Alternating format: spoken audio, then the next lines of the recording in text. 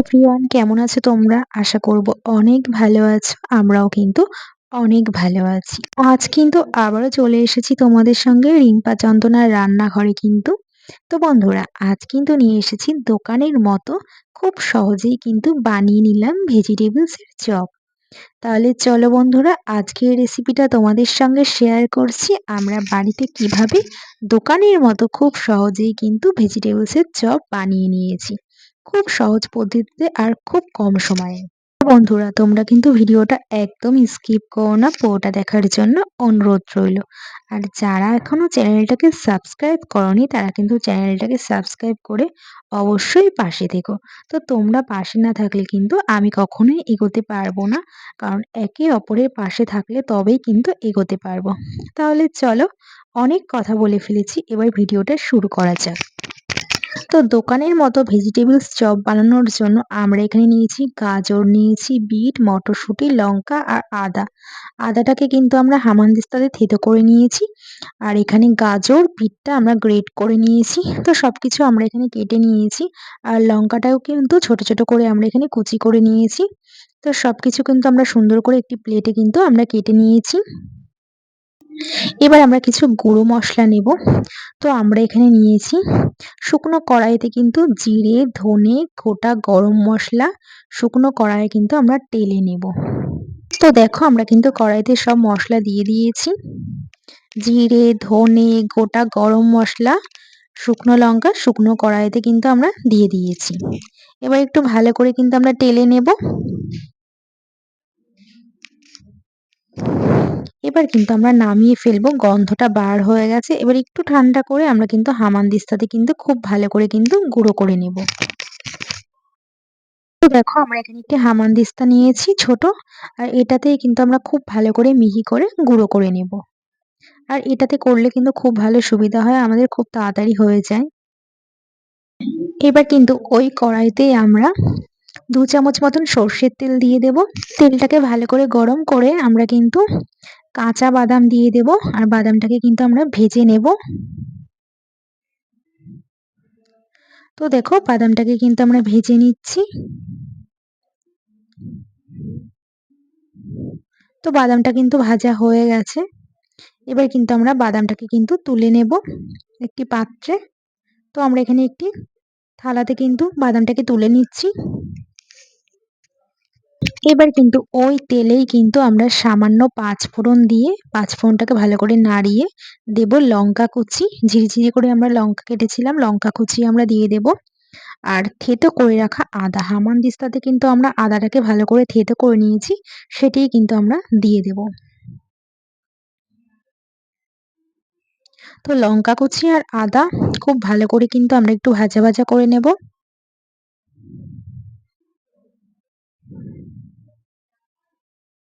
তো খুব ভালো করে একটু নাড়াচাড়া করে নেব।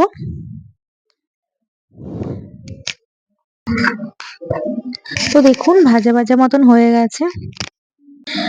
তো এবার কিন্তু আমরা দিয়ে দেব বিট আর গাজরটাকে কিন্তু আমরা দিয়ে দেব।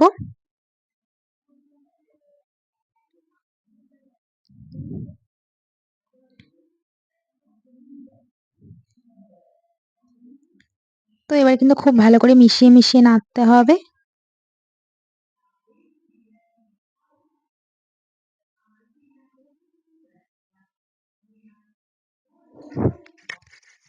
তো খুব ভালো করে কিন্তু আমরা নাড়াচাড়া করে নিচ্ছি। তো খুব ভালো করে কিন্তু আমরা মিশিয়ে মিশিয়ে নাড়াচাড়া করেছি। এবার 2 মিনিটের জন্য কিন্তু আমরা ঢাকনা দিয়ে রেখে দেব। আর এখানে একটু আমরা স্বাদের জন্য কিন্তু একটু লবণ আর হলুদ দিয়েছি। এবার ভালো করে একটু মিশিয়ে মিশিয়ে নাড়াচাড়া করে আমরা কিন্তু 2 মিনিটের জন্য ঢাকনা দিয়ে রেখে দেব। 2 মিনিট বাদে আমরা এখানে একটি প্লেটে কিন্তু একটি সেদ্ধ করা আলু নিয়েছি।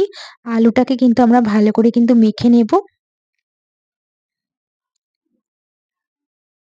তো খুব ভালো করে আলুটা মেখে নেওয়া হয়ে গেছে। এবার এদিকে 2 মিনিট বাদে চলে এসেছি। 2 মিনিট বাদে ঢাকনা তুলে আবার একটু মিশিয়ে মিশিয়ে নাড়াচাড়া করে নেব। এবার কিন্তু আমরা মটরশুঁটিগুলি দিয়ে দেব। মটরশুঁটি দিয়ে আবারও একটু ভালো করে নাড়াচাড়া করে নেব। এবার আবারও আমরা ২ মিনিটের জন্য ঢেকে দেব।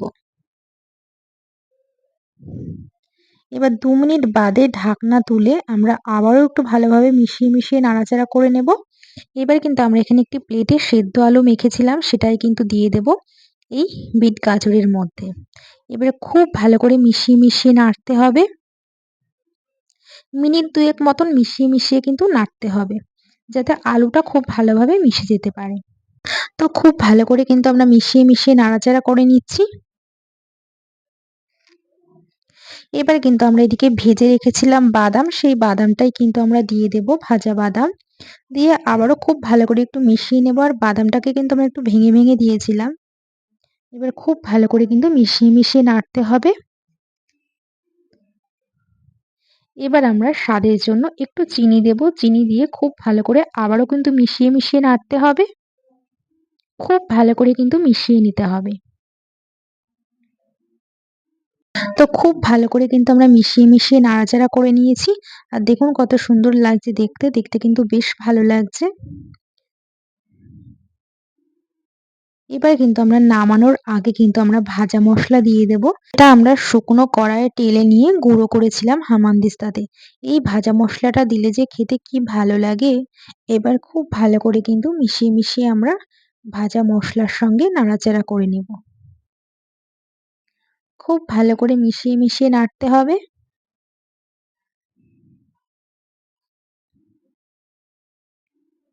মেশানোটা কিন্তু খুব ভালো করে করতে হবে, তাহলে ভাজা মশলাটা কিন্তু খুব ভালোভাবে মিশে যাবে।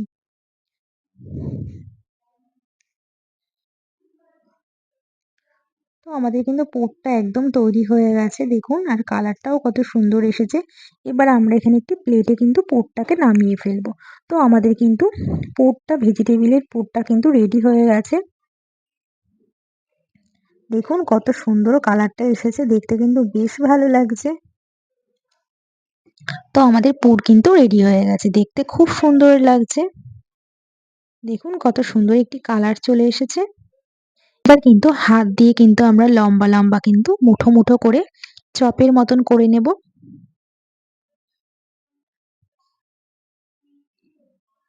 তো হাত দিয়ে লম্বা করে আমরা চপের আকৃতি করে নিয়েছি। আর দেখতে কিন্তু বেশ ভালো লাগছে।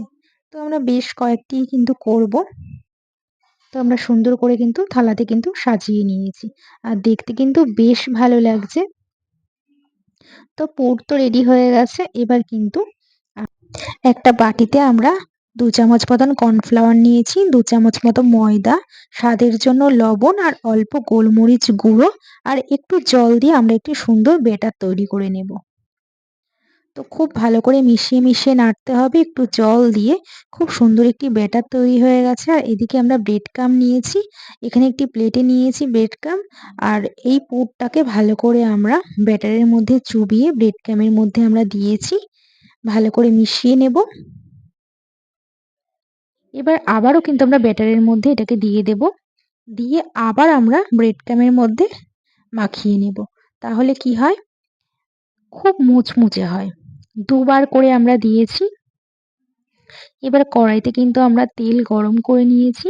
তেলটাকে গরম করে আমরা কিন্তু চপগুলিকে এক করে ভেজে নেব।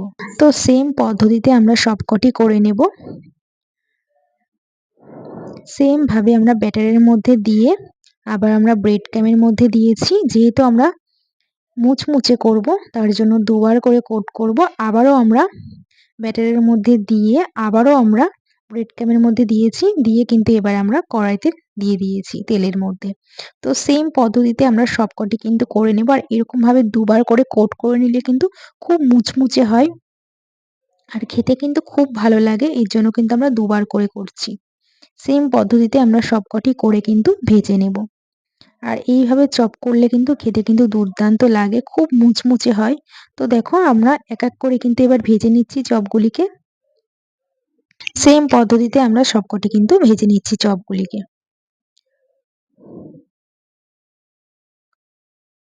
তো ভাজা হয়ে গেছে। এবার কিন্তু আমরা একটি শালপাতাতে তুলে নিয়েছি। দোকানের মতন যেহেতু করছি এর জন্য দোকানের মতনই কিন্তু আমরা বাড়িতে শালপাতাতেই খাবো। তো দেখুন আমরা এখানে শালপাতাতে চপগুলিকে নামিয়ে নিয়েছি। আর আমরা উপর থেকে একটু কোচানো বিট আর একটু গাজর আর একটু পেঁয়াজ কুচি নিয়েছি, স্যালাড আর শসা কুচি। আর আমরা একটু সস নেব, এখানে কাসুন্দি নিয়েছি। তো এবার কিন্তু গরম, গরম আমরা কিন্তু এই চপটা পরিবেশন করব।